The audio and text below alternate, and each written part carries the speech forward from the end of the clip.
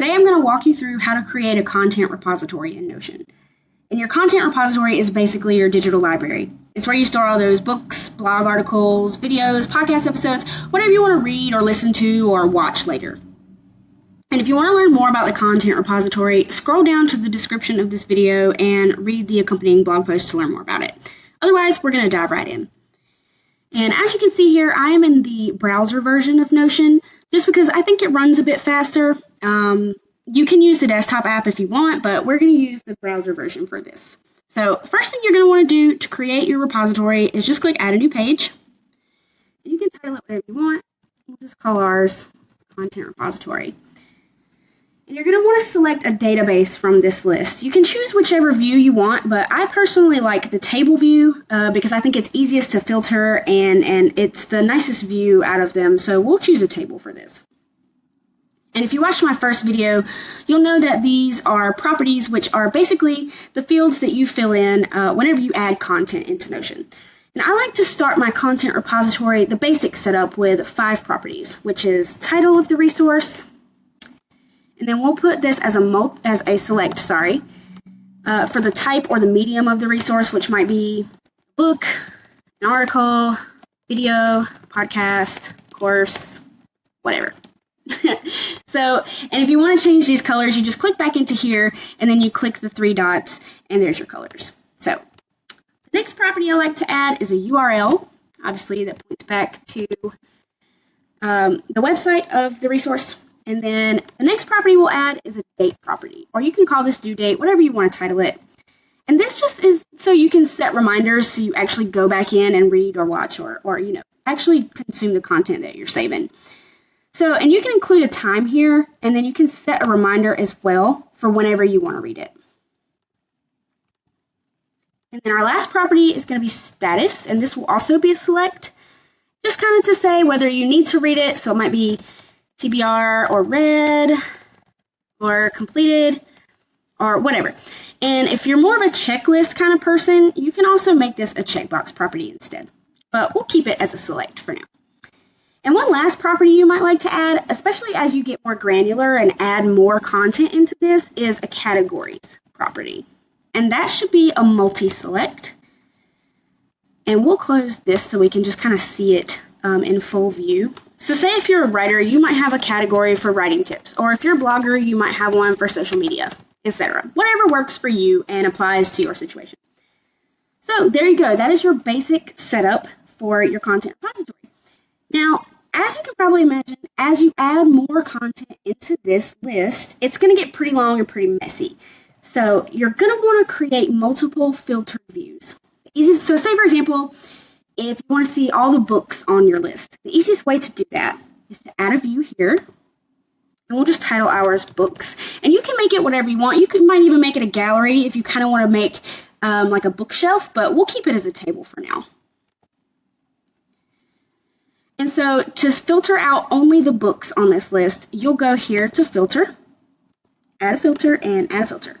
And then you'll select your type property or your medium or whatever you titled it. And then you'll select books. And then boom, there's all the books on your list. And then of course, if you go back to this list, it just reverts back. So, and if you want to say create another view for article, the easiest way that I find to do that is to duplicate this. So that way you can just go to filter and then hit article, so you're not having to go through all those steps again. And then you'll want to rename this articles, and so on and so forth. And you don't have to filter by type here. You can filter by whatever you want. Say if you want to filter by things that you need to read, so have a TBR there. And that's pretty much it. Oh yeah, one more thing. So as you continue to add things and add your customized views, you're probably not going to want to see all these properties, right? Like you know that these are all books. So you can hide properties. So you just click properties here by the table, and then you just click the toggle whichever ones that you want to hide. So we'll hide type, we might hide URL, and then of course just go back in and then toggle them if you want to see them again. And this only affects this view. So say if we were to go back into our default view, which I might title master list, all those properties come back up. Cool, so that is your basic setup. And that's how to create filtered view so that you can see different types of content or what you still need to read or interact with, basically whatever works for you. So now I'm going to show you how to actually take notes on your resources right in Notion. So we're going to open this as a page, and we're going to pretend that we've already saved an article here. And I like to open mine as a full page. So we're going to pretend this already has a title, right? And so you have your categories up here, so you easily know, what you still need to do, when it's due, whether you've read it, whatever. So, and if you've watched my first video, you'll know how to format text in Notion.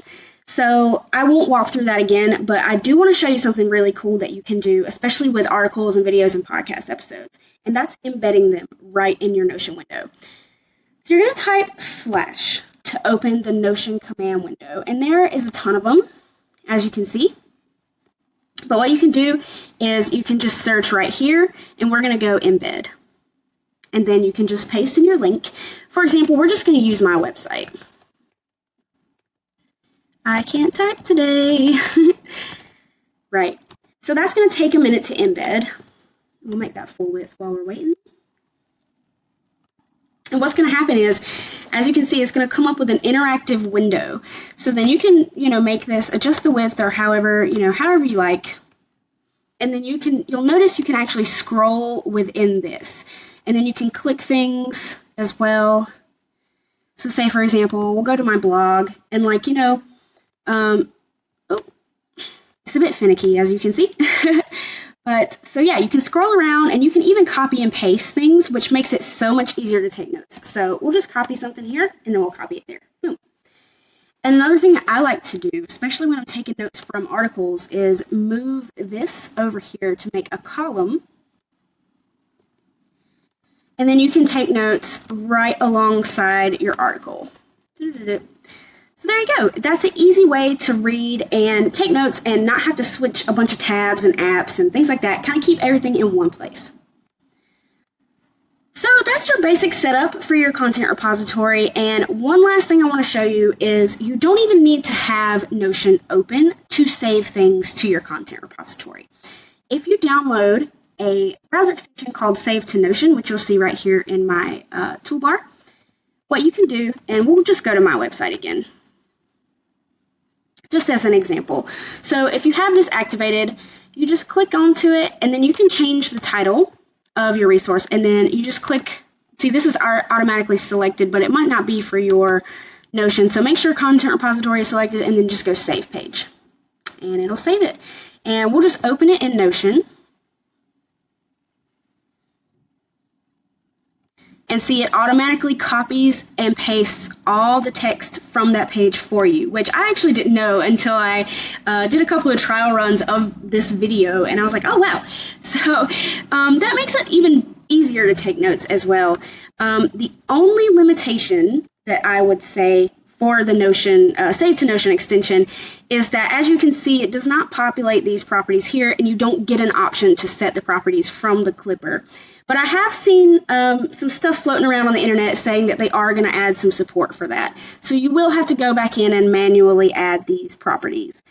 But yeah, so that's your basic Notion content repository setup. And thank you for watching and reading the blog and subscribing to the channel as well. Please don't hesitate to let me know if you have any questions about how to use Notion for writing. And yeah, happy Notioning.